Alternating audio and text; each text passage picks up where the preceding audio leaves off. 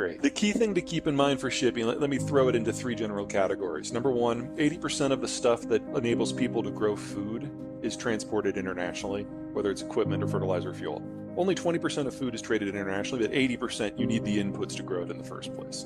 Number 2, roughly half of all oil is shipped on the ocean blue, typically by supertanker, along with everything that comes out of the Persian Gulf. And then number 3, safety on the waves is what allows us to have the East Asian manufacturing model, which is a fancy way of saying the manufacturing model, because roughly half of all manufactured goods are produced in East Asia, and you will get components coming from Thailand versus Indonesia versus China versus Korea versus Japan. But the key thing to remember is less than 1% of that shipping happens on land. Wow. Korea is in effect an island. Japan is an island. Most of the Southeast Asian countries are either islands or peninsulas, and they're ringed by mountains. So physical connections independent of maritime trade in Asia almost don't happen at all.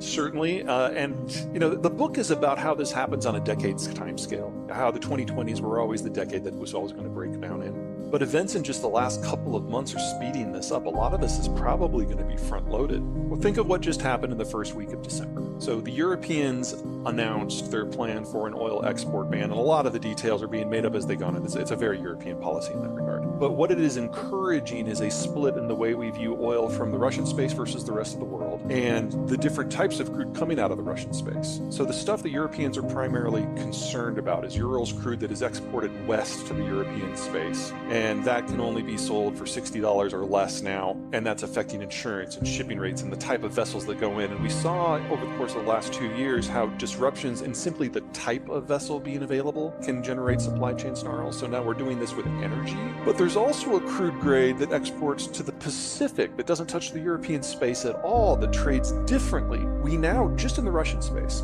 have 2 fundamentally different markets, not just for pricing, but for physical accessibility, for the ability to get ships and insurance to allow it to move. One of the reasons why the world has been so stable, air quotes stable, since 1945 is there's been one oil price. Now, it's modified by the length of the journey or the quality of the crude, but there's one oil price and everything is safe. The Europeans have now created a system where a lot of countries in Europe are now going to have a vested interest in interfering with Russian exports west. That's one pricing margin. That's one security paradigm. That's one insurance policy system. But then in the east, where the Europeans are not the players, it's a different crude grade at a different price point using different insurance systems by different countries. We have split the oil market now into at least 3 pieces, 2 Russian, 1 everything else, which means now countries no longer have a vested interest in making sure the oil flows everywhere all the time, because we're not all in this together anymore. This is just the beginning. We're going to see this spread throughout not just the energy sphere, but pretty much every major commodity, and we're hiving the world up into different supply systems. And that is a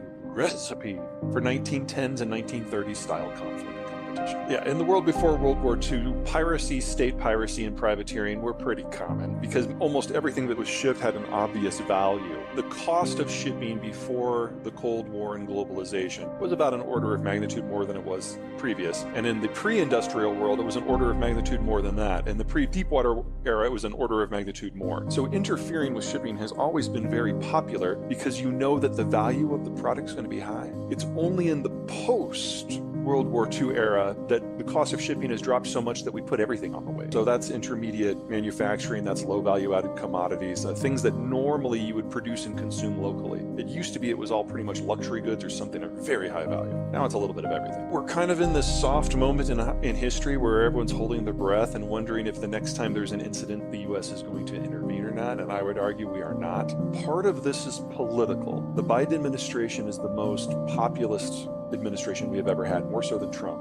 Basically, it feels like on trade policy, the Biden administration is going through Trump's tweets and picking them out one at a time and expanding them into position papers and putting them into policy and running a really good grammar scrubber over it. And we're basically getting the second Trump administration right now from a trade point of view. And then second, even if we wanted to intervene, this isn't the 60s or 70s. I mean, it used to be that there were no other naval powers. And so the United States with the destroyer-heavy Navy after World War II could patrol the global oceans because there wasn't a lot of competition and we had the right tools for the job. But since 1990, we've retooled our Navy, we've retired most of our smaller vessels, and we've concentrated naval power into our supercarrier battle groups. And if you want to knock off a country, that is the tool. But if you want to patrol the global oceans in an environment where other people have ships, you don't need need the dozen supercarrier battle groups we have, you need like 800 destroyers. We only have 70. So even if we wanted to be the global policeman and patrol the waves, we no longer have the physical capacity to do it. Now, that sounds bad, and it is, but keep this in mind. The United States is the least maritime trade-dependent country in the world. Only 12% of our GDP is from trade. About half of that is NAFTA. We're not the ones who suffer if global trade breaks down. China's at the top of that list. Europe is a close second. China utterly lacks the naval capacity to project power more than about 1,000 miles from its coast, and it is completely dependent upon resource access and market access in countries that are half a world away. Now, the Chinese currently have 3 aircraft carriers floating. The first one used to be a casino. They will never claim that it is combat capable. They just bought it from Ukraine to refurbish it so they could learn how it works. Okay. Their second one is a clone of the one that used to be the casino. The one that used to be the casino used to be a Russian carrier. They called it the Kuzanov, by the way, and the Soviets thought it was a disaster. During Soviet times, with Soviet resources, it just kind of caught on fire from time to time. Okay. Anyway, so the Chinese do not claim that these two will ever be combat capable. Okay. They're training for their engineers more than anything else. And they do have a third one that they're going through sea trials right now. And it is a larger carrier that they actually designed themselves. But again, it's a prototype. They don't view it as anything other than a test bed.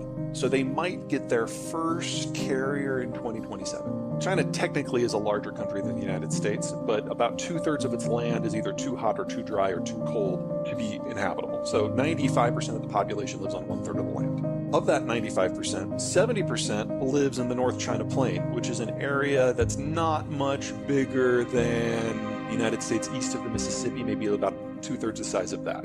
So you're talking 1 billion people in one footprint. That footprint is flood prone, drought prone, and the river is actually, after 3,000 years of habitation, the river bed is above the surrounding land area, so it just flows down a dike. So if they get a heavy rain, the dike overflows and the river goes down into where people live. Yeah, so when you hear about flooding in northern China, just run. There's no fix here. The land is relatively low productivity. In the south, you've got tropics and you've got mountains, so it's difficult to have integration. Hong Kong has always been a separatist area, even before it was called Hong Kong. And then you've got mountains and jungles separating it from Southeast Asia and India, but then you've got the great wide open of the Eurasian steppe connecting it to the Russian space. And off the coast, you don't have an ocean of moat. You've got all these secondary powers, Taiwan, Indonesia, the Philippines, Japan. And so China has never been able to penetrate out, but because they have a hard time unifying at home, others have often penetrated in. It's not the worst geography in the world. That's probably Afghanistan, but it's definitely in the bottom 10%. And it's only because the Americans unified the world into globalization that China exists as it does today, because we basically told all the countries that were preying on China to go home. Hell, we nuked Japan to underline that point. And so for the first time in Chinese history, the Han Chinese have been able to develop the way that they wanted to. And then Nixon and Mao had their summit and brought China into the globalized system to bring it away from the Russians. So I don't want to suggest that the Chinese played no role in their own success, but without the change in the strategic environment of Eisenhower and then ultimately Nixon, none of this would have